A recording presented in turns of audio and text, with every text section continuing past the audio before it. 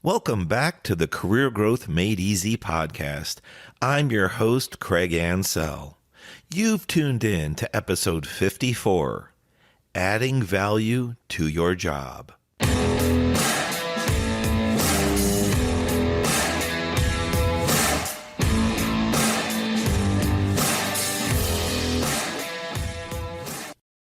Welcome back to the Career Growth Made Easy podcast. I'm your host, Craig Ansell.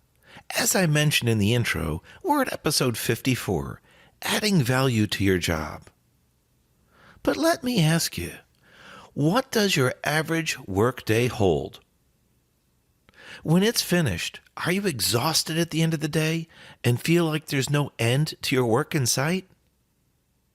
This could be a sign that you're busy, but warning, you may not be productive. You need to remember the reason why that you originally hired was because the company had a need to fulfill for end customers, for end paying customers. That takes us back to why you and I have jobs today, that we need to remember that time is money. Speaking of time is money, this episode is jam-packed with information. Feel free to take notes. You can also go to my website, Craig Ansell, or check your podcast show notes for a link. I have an awesome freebie that's going to capture most of the content in this show, and it's going to give you a really great chart to help you along, showing how to add value to your job. Don't miss out. Again, it's free. Download at craigansell.com or click your podcast show notes and click the link.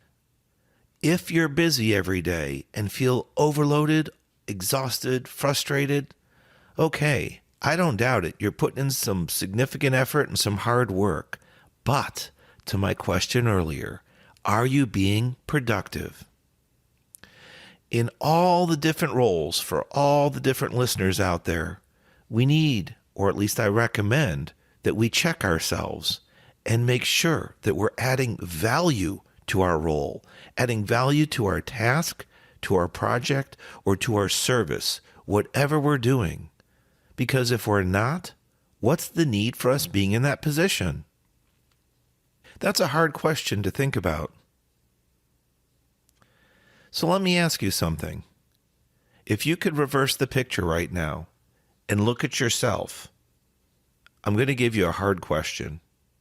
Would you hire yourself for the role that you're in today? Maybe when you first hired in, you thought you had a lot to provide to your company, a lot to provide in that role, and you felt that you aligned possibly strongly with the job description and job requirements. But if you've been in your position for quite a while, you might be suffering from burnout or the effects of burnout. If you've become complacent, and if you feel like every day is just the same old routine, and you don't look forward to going into work today, you don't look forward to the weekend because it'll come too quick and end too soon, that could be a sign that you're no longer adding value or you're adding limited value to your position. We have to remember that no matter what role each of us work in, we all have customers to serve. Now, many times we think of the end customer, the paying customer, which I mentioned earlier. That's going to be the customer that brings the money into your business, and that's going to be the customer that affects the bottom line. How many sales of the products or services that you offer, right? But part of that bottom line is, how do you affect it? How do you contribute? Another way to look at it, we all have customers, but they're upstream and downstream. They're not just the end paying customer.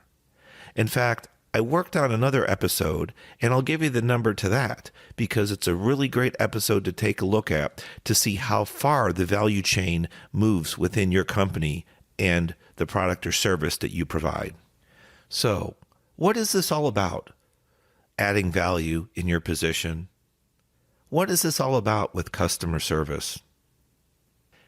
It's about what you do to accomplish your current job, but also it's about how you do it. An example of how, you can go back to episode 45, the absolute best customer service. That was absolutely amazing episode. I live in Central Florida, by the way, and it talks about a customer service experience that I recently experienced and how I feel the employee went well above and beyond. It would be wonderful if all of us could experience something like that, not just once, but on a regular basis. Now, in that case, unfortunately, we might become complacent and kind of take it for granted and expect it, but I think we all have a long way to go before that happens. By the way, that other episode I talked about regarding customer service, that was episode 21, and that's Level Up Your Customer Service. Now, when it comes back to you and your customer service, how would you describe yourself? Do you lead? Follow? Or are you someone that gets out of the way? Also, how do you handle change? Do you embrace it or shrug and ugh when you hear about potential new processes, new systems, or maybe new management coming on board? Do you dread your next big task, project, or assignment, or embrace the challenges ahead? Those are just a few questions for food for thought. Change is inevitable, and it's constant. I strongly recommend that we embrace it, and if you're not comfortable with it, start off in small, bite-sized pieces. The old saying, how do you eat an elephant? One bite at a time. When it comes to customer service, have you ever been asked for by name? Whether it's from direct customers, a coworker, or your management? You know, I've worked with a lot of different companies over the years, different employees, human resource specialists, recruiters, and job seekers. With that, I've heard a lot of stories. I'm going to take you down the opposite path for just a moment. It's the reverse of what we just talked about. You can actually earn a negative reputation or conjure up negative connotations and thoughts when your name is mentioned. Maybe you get the job done, but just barely. Maybe you get it done to minimal standards. Have you ever looked back and left a trail of dead bodies behind, figuratively? Meaning, you push and plow your way through to the finish line, but you leave damaged relationships along the way. Looking back, if this is you, how many of those people, those colleagues, those coworkers will want to work with you again after their recent experience, which wasn't that great? You know, it's a good thing that you got to the finish line. Yes, you should celebrate that, but not if it's at the expense of relationships, broken networking, and harm to others, such as emotional impacts affecting their well-being. So, let's circle back to the beginning of the episode, and I asked you if you were busy or productive. There's a significant difference in both. One, busy, you have so much to do, you potentially feel overwhelmed and that you'll never get to the finish line. However, at the end of the day, the week, or the month, you look back with exhausted, tired body, and you just can't put your finger on what you were successful at, what you completed, and that you can count as an accomplishment.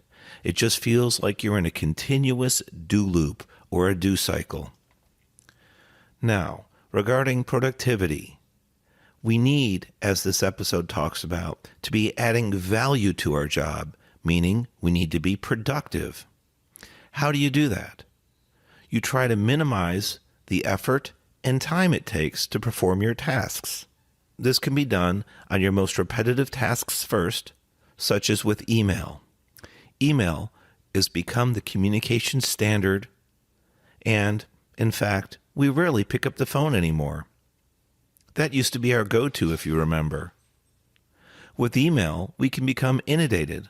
We can become overwhelmed with how much traffic we're getting, how much information is requested of us, and how much information and data we have to share. The problem, though, is all this communication can rob our time, and before we know it, rob our day. All this communication can become more effective if you learn how to become more concise. One of the old sayings out there is, less is more. In fact, email and text overload has become so popular that I'd put a prior episode together, and I'll go ahead and get a reference to that for you so that you have time to take a look at that as well. It's actually called Overloaded by Email and Text, and that's episode 3.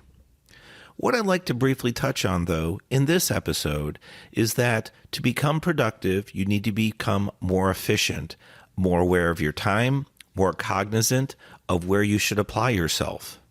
You want to apply yourself to the high-impact functions first, the high-impact value areas. Then, from there, go down into the medium impact and low impact. Now, you cross-reference high, medium, and low impact or value-add functionality to the level of effort in reverse order.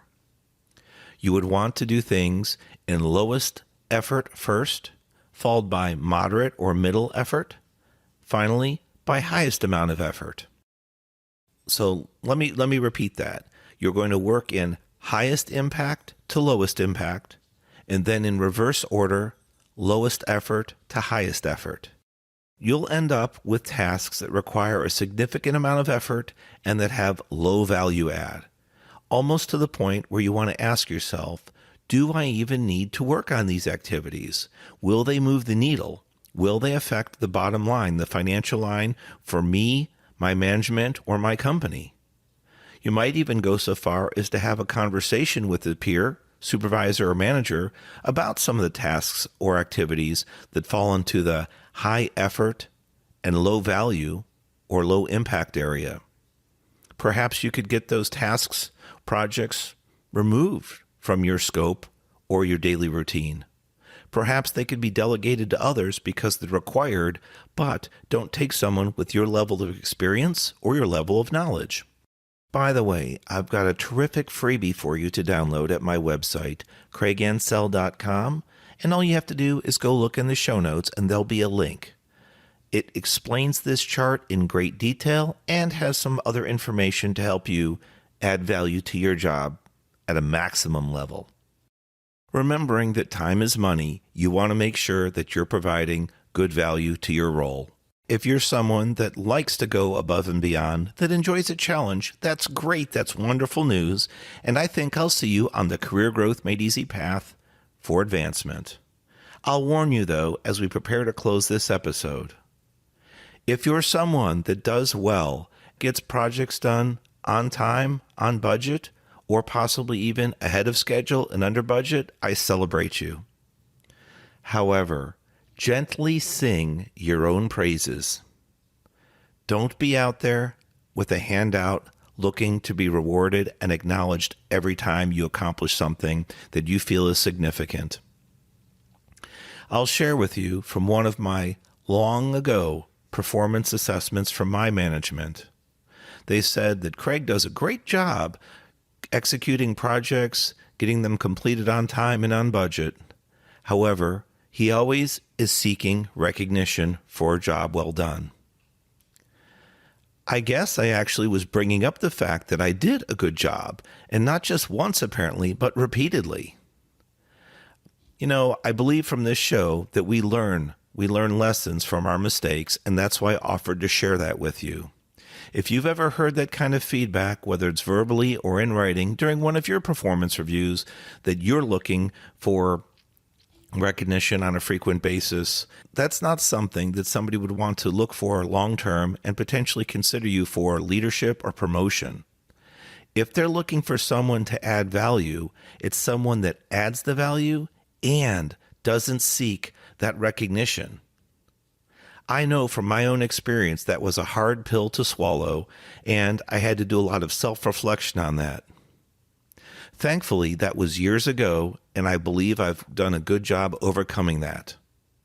So remember, add value to your job by being productive and not just busy. Ask yourself, what are the highest impact areas of your job, your role, your task that you can perform with the lowest amount of effort? Then go down each scale in reverse. Highest to medium to low impact, lowest, medium to highest effort. And finally, it's not just what you do, but it's how you do it. Think of that as you enter your office or business today, whether it's physically or virtually online. Remember to smile more if you can and treat everyone with a little bit more respect and the fact that you have 2 ears and 1 mouth. Listen twice as much as you speak. Hopefully that will help you add value to your job, and your leadership might see a promotion path for you down the road. Have a wonderful week ahead. Thank you for staying tuned to the Career Growth Made Easy podcast. Don't forget, please comment on social media at Craig Ansell, LinkedIn, Facebook, and Instagram. And you can always reach me directly via email, craig@craigansell.com.